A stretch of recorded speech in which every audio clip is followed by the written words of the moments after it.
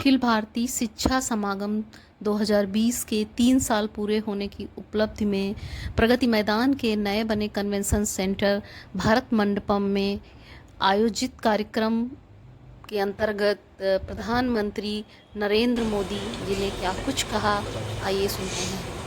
मंत्रिमंडल के मेरे सहयोगी श्रीमान धर्मेंद्र प्रधान जी, अन्नपूर्णा देवी जी,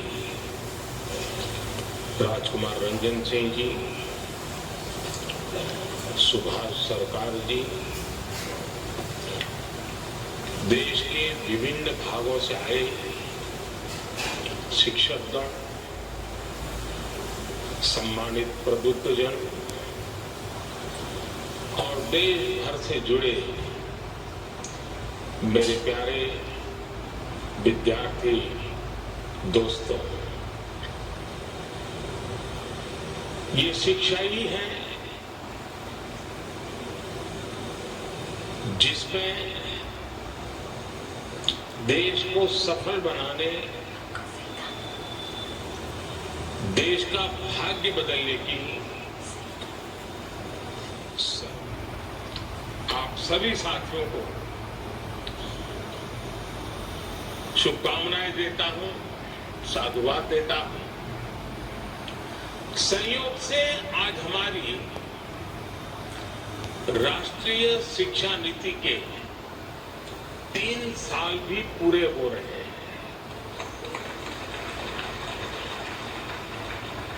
देश भर के बुद्धिजीवियों ने, एकेडमिशियंस ने और टीचर्स ने इसे एक मिशन के रूप में लिया और आगे भी बढ़ाया। मैं आज इस अवसर पर उन सभी का भी धन्यवाद करता हूं, उनका आभार प्रकट करता हूं। अभी मैं यहां आने के पहले पास के पेविलियन में लगी रही प्रदर्शनी देख रहा था। इस प्रदर्शनी में हमारे स्किल और एजुकेशन सेक्टर की ताकत को, उसकी उपलब्धियों को दिखाया गया, नए नए इनोवेटिव तरीके दिखाए गए। मुझे वहां बाल वाटिका में बच्चों से मिलने का और उनके साथ बात करने का भी मौका मिला। बच्चे खेल खेल में कैसे कितना कुछ सीख रहे हैं, कैसे शिक्षा और स्कूलिंग के मायने बदल रहे हैं, ये देखना मेरे लिए वाकई उत्साहजनक था। और मैं आप सबसे भी आग्रह करूंगा कि कार्यक्रम समाप्त होने के बाद जब मौका मिले तो जरूर वहां जाकर के इन सारी गतिविधियों को देखें। संसद में नेशनल रिसर्च फाउंडेशन बिल पेश करने के लिए कैबिनेट ने अपनी मंजूरी दे दी। राष्ट्रीय शिक्षा नीति के तहत नेशनल करिकुलम फ्रेमवर्क भी जल्द ही लागू हो रहा है।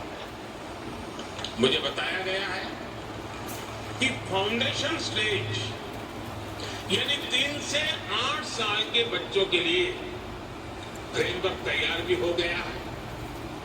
बाकी के लिए करिकुलम बहुत जल्द ही हो जाएगा।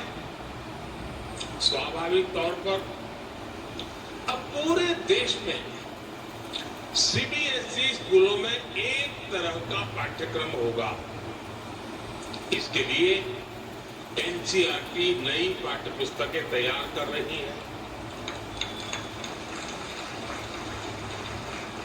तीसरी से 12वीं कक्षाओं तक लगभग 130 विषयों की नई किताबें आ रही हैं। अब मुझे खुशी है, समानता पहुंचनी चाहिए। समान शिक्षा का मतलब है हर बच्चे की समझ और चॉइस के हिसाब से उसे विकल्पों का मिलना।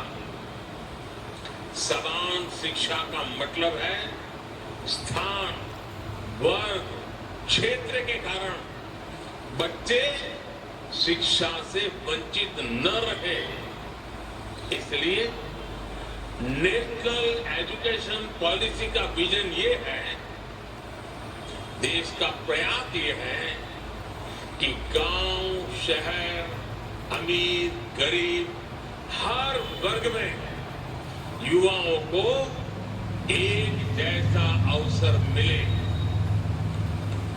आप देखिए, पहले कितने ही बच्चे केवल इसलिए नहीं पढ़ पाते थे क्योंकि सुदूर क्षेत्रों में अच्छे स्कूल नहीं होते थे, लेकिन आज देश भर में हजारों स्कूलों को पीएम श्री स्कूल के तौर पर अपग्रेड किया जा रहा है।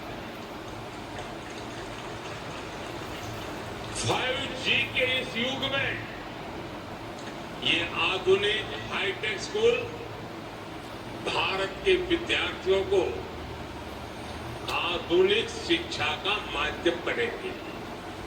आज आदिवासी इलाकों में एकलव्य आदिवासी स्कूल भी खोले जा रहे हैं। आज गांव-गांव इंटरनेट की सुविधा उपलब्ध है।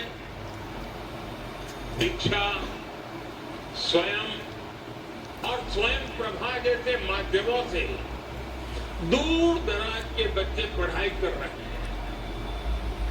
अच्छे से अच्छी किताबें, क्रिएटिव लर्निंग टेक्निक हो, आज डिजिटल टेक्नोलॉजी के जरिए गांव-गांव ये नए विचार, नई व्यवस्था, नए अवसर उपलब्ध हो रहे हैं। यानी भारत में पढ़ाई के लिए से खत्म हो रहा है। साथियों, आप जानते हैं, नेशनल एजुकेशन पॉलिसी की एक बड़ी प्राथमिकता ये भी है कि शिक्षा केवल किताबों तक सीमित न रहे, बल्कि प्रैक्टिकल लर्निंग इसका हिस्सा बने। इसके लिए वोकेशनल एजुकेशन को जनरल एजुकेशन के साथ इंटरेस्टिंग भी होगी। बहुत ही कम स्कूलों में उपलब्ध थी, लेकिन अब अटल टिंकरिंग लैब में 75 लाख से ज्यादा बच्चे साइंस और इनोवेशन सीख रहे हैं। साइंस अब सबके लिए समान रूप से सुलभ हो रही है। यदि नन्हे वैज्ञानिक आगे चलकर देश के बड़े बड़े प्रोजेक्ट्स को लीड करेंगे, भारत को दुनिया का रिसर्च हब बनाएंगे। साथियों, माता, पिता और शिक्षकों की होती है, इसलिए मैं शिक्षकों और अभिभावकों सभी से कहना चाहूंगा कि बच्चों को हमें खुली उड़ान देने का मौका देना ही होगा। हमें उनके भीतर आत्मविश्वास भरना है ताकि वो हमेशा कुछ नया सीखने और करने का साहस कर सके। हमें भविष्य पर नजर रखनी होगी। हमें फ्यूचरिस्टिक माइंडसेट के साथ सोचना होगा।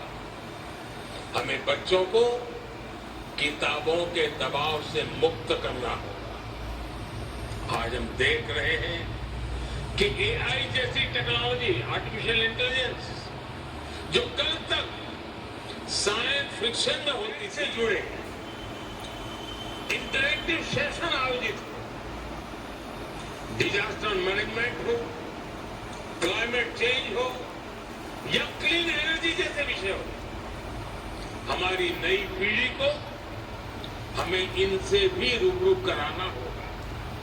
इसलिए हमें हमारी शिक्षा व्यवस्था को इस तरह से तैयार करना होगा ताकि युवा इस दिशा में जागरूक भी हो, उनकी जिज्ञासा भी बढ़े। साथियों, भारत भी जैसे जैसे मजबूत हो रहा है, भारत की पहचान और परंपराओं में भी दुनिया की दिलचस्पी बढ़ रही है। हमें इस बदलाव को विश्व की अपेक्षा के तौर पर लेना होगा। योग, आयुर्वेद, कला, संगीत, साहित्य और संस्कृति के क्षेत्र में भविष्य की अपार संभावनाएं जुड़ी हैं। हमें हमारी नई पीढ़ी को इनसे परिचित करवाना होगा। मुझे विश्वास है अखिल भारतीय शिक्षा समागम के लिए ये सभी विषय प्राथमिकता में होंगे ही। भारत के भविष्य को गढ़ने के आप सबके ये प्रयास एक नए, और मुझे पक्का विश्वास है कि 2047 में हम सबका सपना है, हम सबका संकल्प है कि जब देश आजादी के 100 साल मनाएगा, 2047 में ये हमारा देश विकसित भारत होके रहेगा। और ये कालखंड उन युवाओं के हाथ में है जो आज आपके पास ट्रेनिंग ले रहे हैं, जो आज आपके पास तैयार हो रहे हैं, वो कल देश को तैयार करने वाले हैं।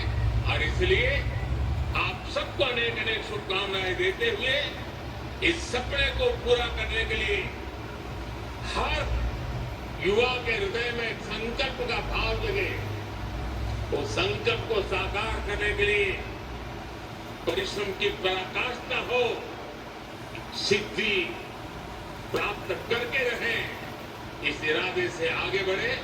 मेरी आप सबको बहुत बहुत शुभकामनाएं, बहुत बहुत धन्यवाद।